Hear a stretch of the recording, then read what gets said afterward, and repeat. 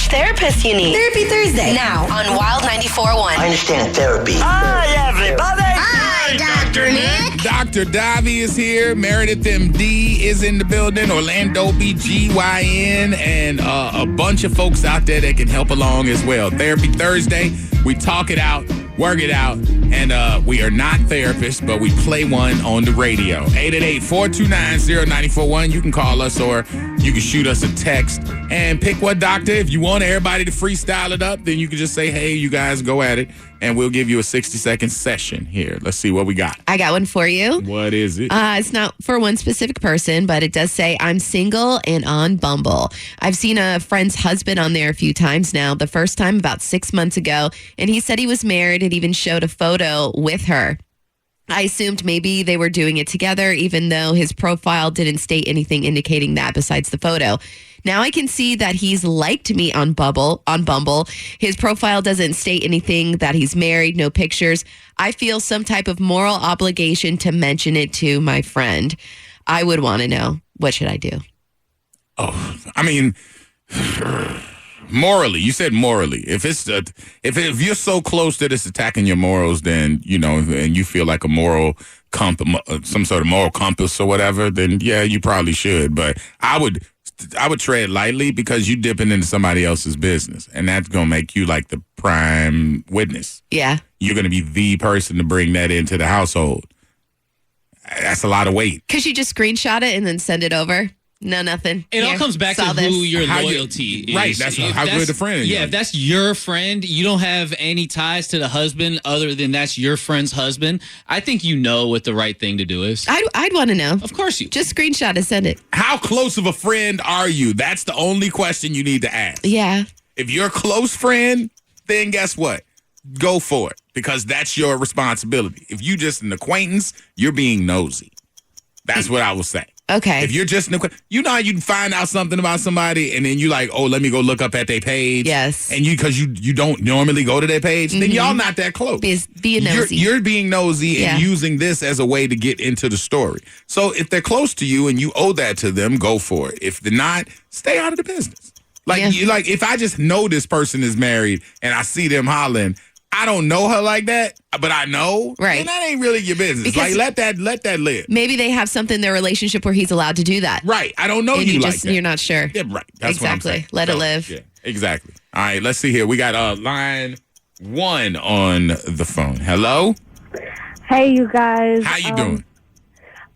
I'm getting there. You're getting there. Well, let's get you closer. Let's see. You got a specific doctor you want to holler at this morning? It's you, Orlando. Okay. What's the question? Well, first of all, I'm first-time caller. Hey, first-time caller. Welcome to the Freak Show. Loving that. All right. So, I know that, you know, there's that stereotype of baby mama drama, but that's my baby daddy. I have want nothing to do with him, and yet he keeps going like a stereotypical, what people think stereotypical baby mamas do.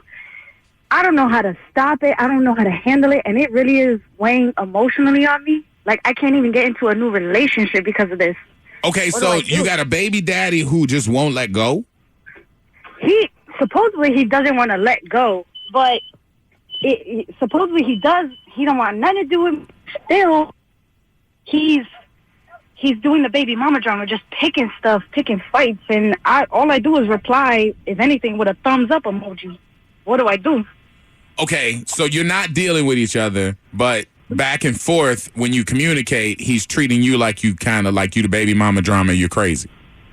Yeah, but he's doing it. Like, you'll see, like, him do paragraphs, and I'll respond, like, with a thumbs up because I don't want to hear it. Like, he's finding something like, I'm not good enough, I'm a mom, and, you know.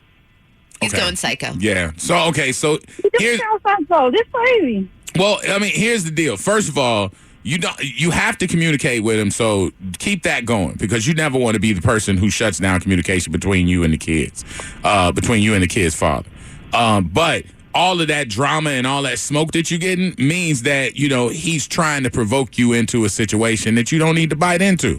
Like, that might be his unresolved feelings for you. You know what I'm saying? Like, the fact that he really is wanting to fight, wanting to engage, because that's the only interaction y'all giving, and you're ignoring it with the thumbs up and trying not to buy into that smoke. So I would say keep doing that and just he's going to learn. It might take him a minute, because if he's really, really into trying to charge up and fight against you or whatever, he's going to realize it at some point that he's fighting. You can't fight by yourself. And if you're not giving any action back, then, that's at least the higher ground. I mean, and you don't feel anything for him, you also got to make sure you don't circle back anyway romantically, because that's then going to add more fuel to the fire too. So don't make that stereotypical mistake, because there's a lot of baby mamas out there falling back into bed with a mistake that happened in the past. Right, manipulation as well, trying to control you. Yeah, so they make me want to vomit. Well, I mean, yeah, don't vomit, but just keep reminding yourself of that anytime that comes around, because emotion is, it's kind of an aphrodisiac. When you got a history with somebody, so don't be weak, and keep strong, keep a strong thumb representing your part of that conversation. Myself, I'm crying though by myself, because it's like it just keeps coming. Well, I mean, wait now. We know, but we gonna handle what we can handle, and you're handling it right. And if you get emotional, that's fine too. But just don't let your emotion carry you backwards. You got to deliver it from Egypt, so don't go back to the sand. Okay? Thank you, guys. No problem at all. All right, let's see here. 888-429-0941, Therapy Thursday. My husband had surgery last week, so I decided to go through his phone and saw a message telling his ex-wife that he still loves her. Oh, my God. The message is 2 years old, but we've been together for 21 years. Should I confront him? She went through his phone. That was 2 years ago, boy. Yeah. You found it. You did. Okay. I'd want to know. I'd want to know, and I would damn sure bring it up. You found it. You want to bring it up. If you went through someone's phone to find something and you dug 2 years into somebody's text messages, then it's probably best you bring it up, because she's never going to stop checking his phone. I just think it's bad that I got to wake up from surgery to this. Like, why you pick this time? Like, I'm healing. Like, can't I heal? He did it. I'm going to wake up and you going to have an attitude face? Are you in still love with your ex-wife? That's the question. You know what? We have a lot of love for each other. And she was going through it. I don't know what it is. I'm just coming out of anesthesia. Okay. All right. Like, I'm just but you're awake. I see you. You want me to fight in the hospital bed?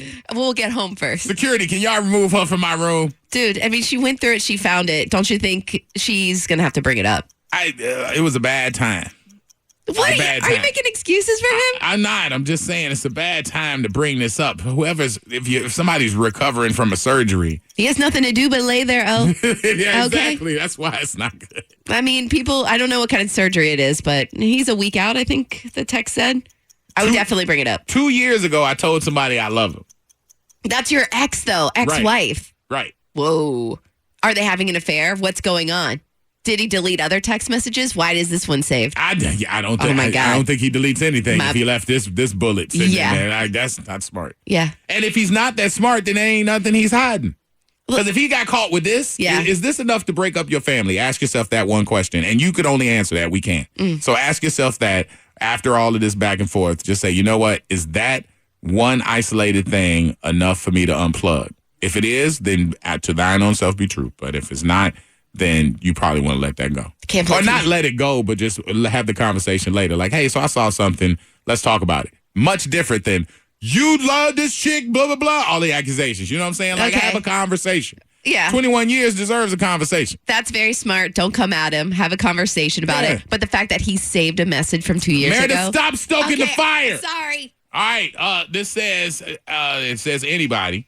After my daughter graduates this weekend, I literally have no reason to stay in my marriage. Empty nest with me and my husband is not something that I can take. I deserve to be happy, right? Sounds like the decision is already made. A lot of people do this. They stay together for the kids. They want to make sure that there's a happy relationship there. Divorce is always hard no matter what age the kid is going through. I can't say right, though. I don't know. We don't know.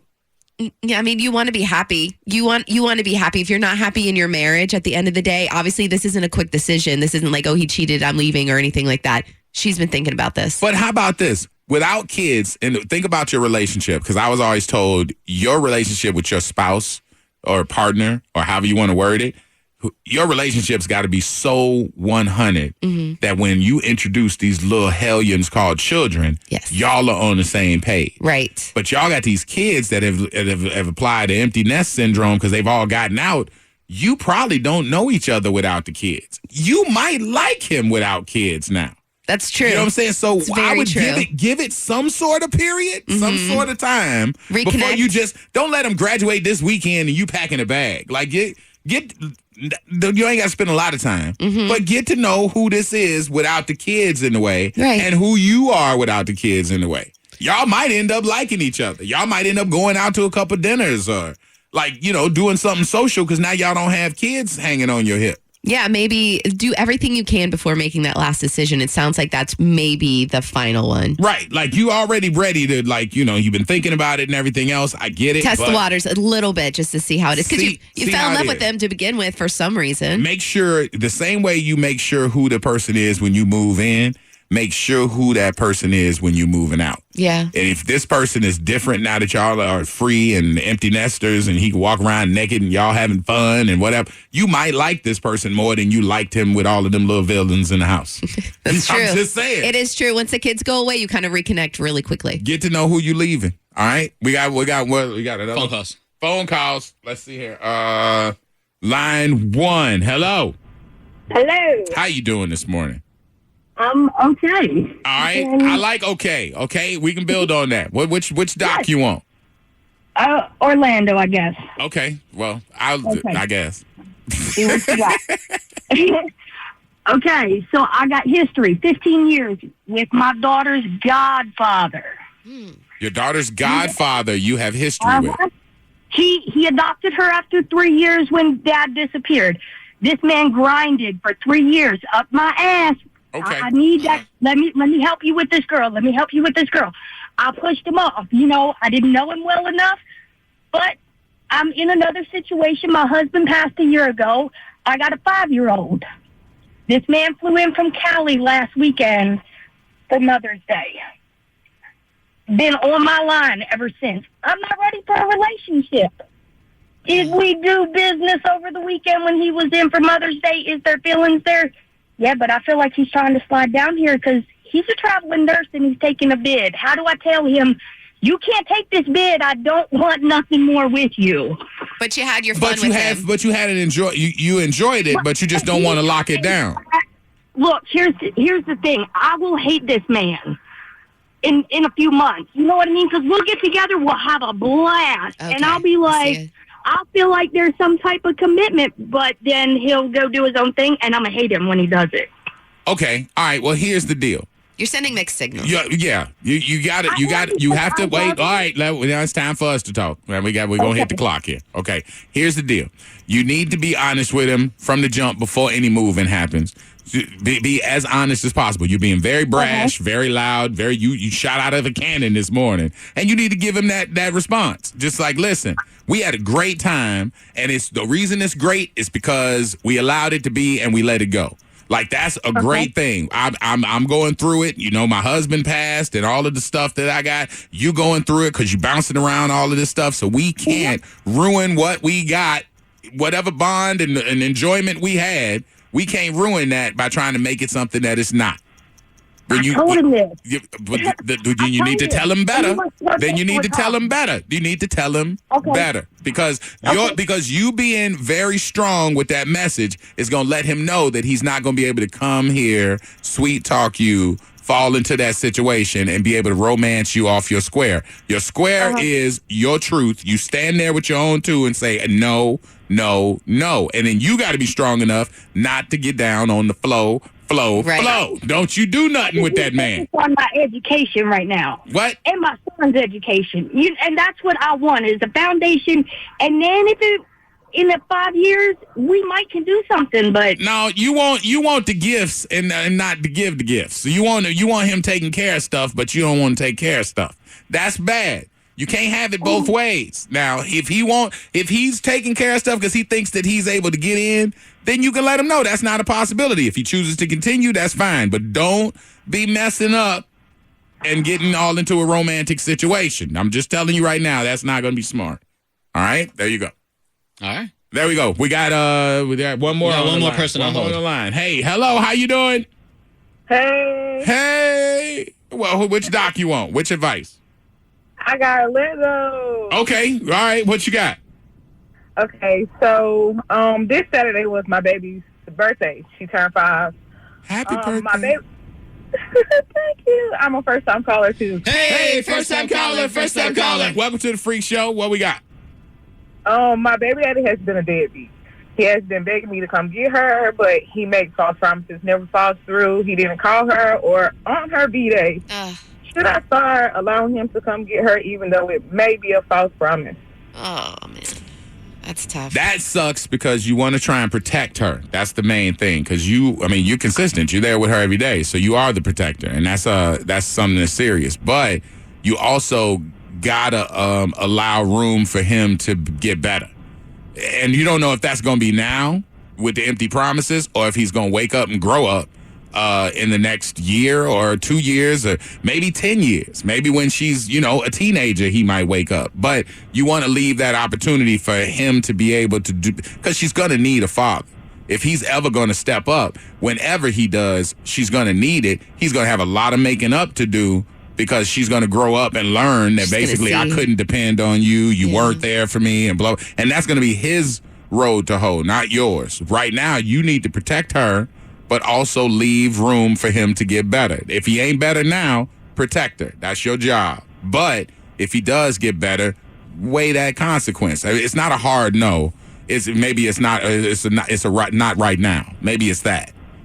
Because he has to show you a little bit more responsibility. Don't play with my kid's emotions. Don't have her sitting waiting for you like you gonna come get her and things like that and making her heart break, because my job is to protect her, so I'm gonna protect her from that. If you can show me something a little better, right? Like you can show up, maybe you can spend a little time here with her. You're not going to take her with you, but show up consistently so I can trust you, because I can't give my kid to just somebody who feels like they're not being responsible. Now, if you step up, then the carte blanche, because this is your child and she needs you as much as I need you to be there for her. And that hurts with the whole birthday thing. You can't let that go. Yeah, I mean, but I'm sure you made it. I'm sure you made it fabulous for her. Yep. But yes, I did. But the empty promises hurt. So protect her from that, and then protect him from himself. Tell you, hey, listen, if you want a relationship with her, you got it, but you got to do better. And I'm gonna expect you to do better because you're not leaving this house with her until you show me you can. There you go. If he's serious about it, I think he would be all about that. Okay. Okay. You the gatekeeper. Protect her.